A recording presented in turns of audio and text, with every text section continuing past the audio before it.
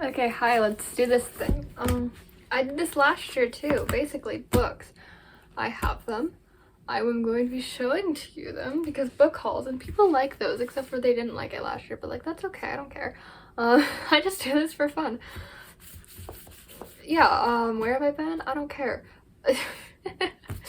Vibing, I've been vibing. Also AP US history. But that's out of the question. Last year I had like 21 books and this took like forever. This year I have 5. I have A Little Life by Hanyana Gahara. Yeah, I said that right. This was actually my sister's birthday gift to me. My birthday's in May and she got this for me in December. But I don't care.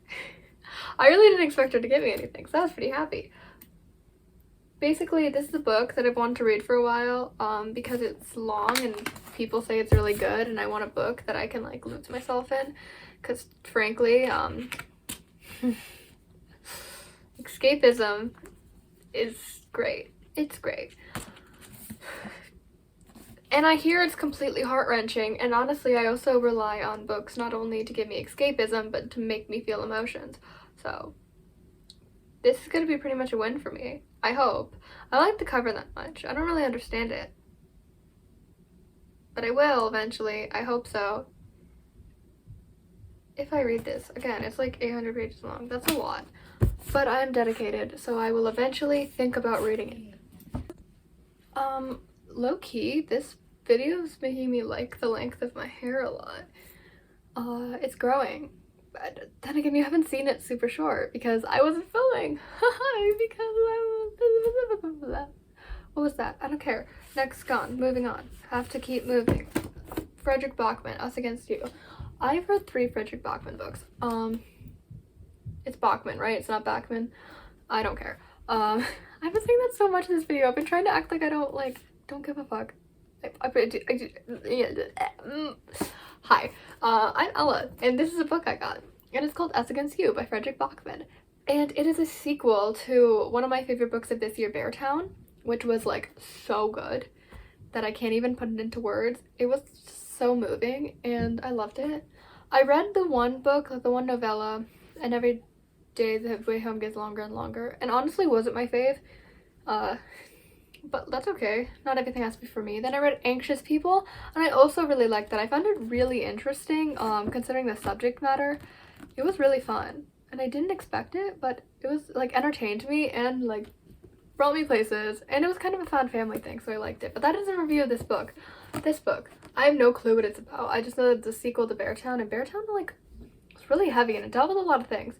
And I really hope this goes on to it. Except I don't remember how it ends, Beartown. So, because I read that back in February. So I need to like... I also read them on audiobook, as I usually read literary fiction on audiobook. But it's nice to have a physical copy. I want to have Beartown in a physical copy too. So that way I can like reread it. But I figured the sequel's more important, right? Because I haven't read it yet. Okay, next I have The Picture of Dorian Gray by Oscar Wilde. I wanted to read this book for a long time now. I've gotten into classics more recently. Like, I've read Jekyll and Hyde, The Crucible. One of those was for school. Really, I just read Jekyll and Hyde and then got Pride and Prejudice out of the library and told myself I was going to read it, and then I didn't. But this book genuinely has interested me for a long time. I'm very interested in how it started, the whole like dark academia thing, because, well, it didn't start it, but it was like a big contributor to it. The plot sounds fairly interesting. I believe it's about Dorian Gray, who has this portrait of him, and he's like this guy, charismatic guy that everyone likes, and the portrait's like kind of ugly, and eventually they like switch places, and it's like a commentary about art, or duplicity and morality. It creates a world where art and reality collide. Okay, I was close. Not really. But yeah, I'm really interested in this book. I'm talking so fast. Somebody stop me. No, nobody can. Ha. What are you gonna do about it? Sorry, I'm just looking at myself this whole time. You do not get my full attention. I used to make videos so long, and now I'm filming because I need to film because I want to post videos and stuff, but yeah, and I'm just like, how did I ever film for like 20 minutes talking about one subject? It's been 3 minutes. Well, okay, I stopped it and started again. It's been 3 minutes since then, but who cares about technicalities like that? Moving on. Wait, no, not this one yet.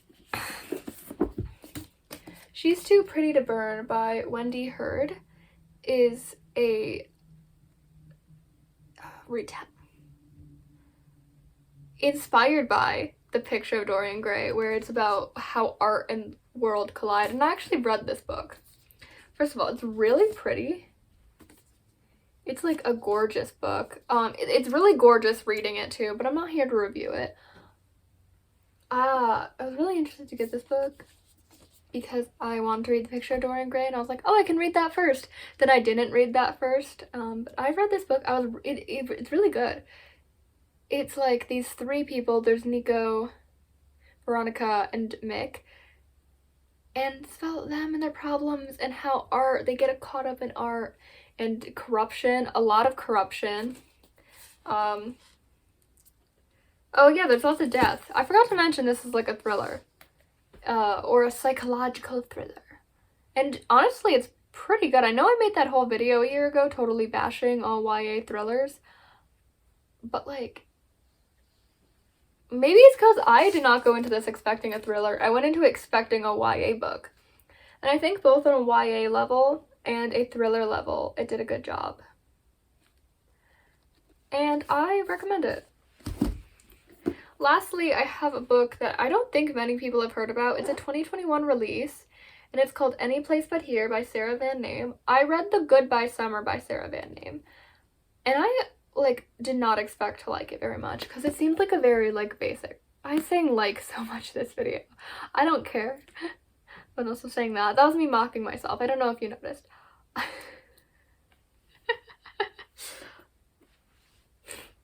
Hi. I read The Goodbye Summer by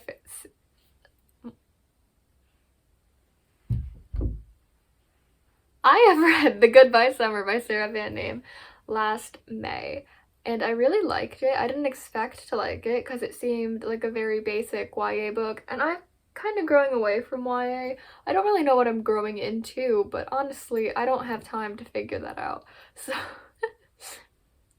So I read it, and I was surprised by how much I liked it, how much I liked the writing, and I grew attached to the characters and the plot. I read it in like a day or 2 days maybe. I read it over a vacation. Like, yeah, when I was going away. And this book is about these two girls, or one who goes to a boarding school.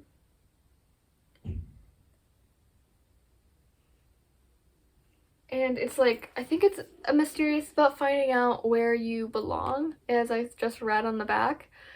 And I think that's really sweet. And I love boarding schools. And honestly, I just read the back of this book. And I was like, hey, I really liked that last book. I'm probably gonna like this one too.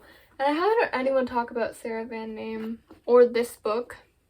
So I don't have any reference on it, which is honestly good because whenever I read a book and I have influences on it, that's when I feel like I can't give a concrete answer to how I feel about it. Like this Savage song, I was told so many good things about it, and then I read it and it was like so mediocre.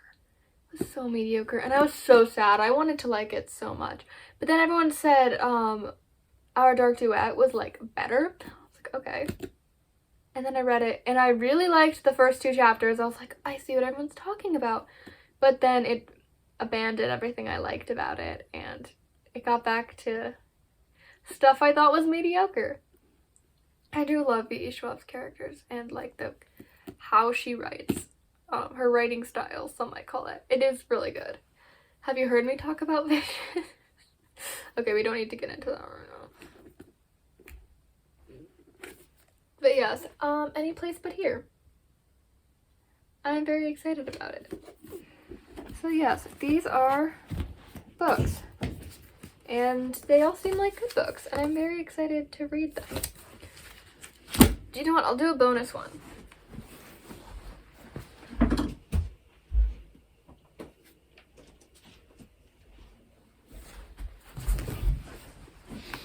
This is book I'm actually gifting one of my friends, but I've been reading it for like a long time now, so I feel like I should just share it. It's called Beyond the Ruby Veil by Mara Fitzgerald. I've heard a couple of people talk about it. It's about this girl named Emanuela, and she has a best friend named Al. And basically, Emanuela's gonna die because of water. But then she doesn't, so then she goes to get more water, and she has an enemies to lovers thing. And also, thanks, Sophie.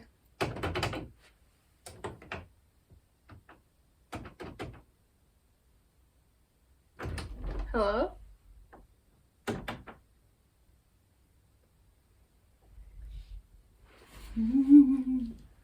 Thanks, Soph.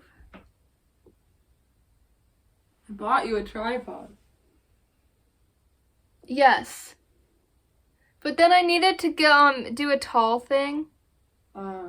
So then I figured I'd just use this one instead of going downstairs because I'm lazy. I respect that, actually. Have fun. Thank you.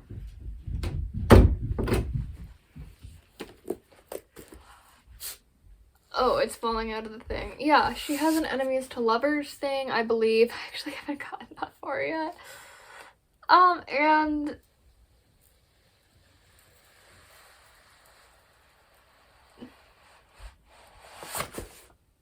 And something else. What else? I was gonna say something else. Oh yeah, she's like a totally morally gray character, and she basically has a lot of trust issues and kind of a god complex. She's like, I'm the best. She's terrified of being mediocre, terrified of people knowing more than her. And I believe she has mommy issues too. She kind of has a lot going on for her character. I like psychoanalyzing all the characters. And I've been annotating this, so I know a lot about her. I could write a literary essay if I wanted to. I've been writing a lot of those. I wrote one about the Crucible. Oh, isn't that so much fun? Love the Crucible. No, I don't. Such a horrible book. It's so bad. So bad. Maybe I should make a video just dissing the Crucible. I have a lot to say about it. My heart goes out to Reverend Hale, though. I personally think he is amazing. And if you want to join the Reverend Hale Club, well, then you are part of it now. So official. Anyway, have a good day. I don't know how to do outros. I don't really care because if you're watching this, then you're basically non-existent. You're like not even part of the population. Oh, did I just give you an identity crisis? Okay, I don't know what the fuck I'm saying. I just swore my parents watch these. Bye. Okay.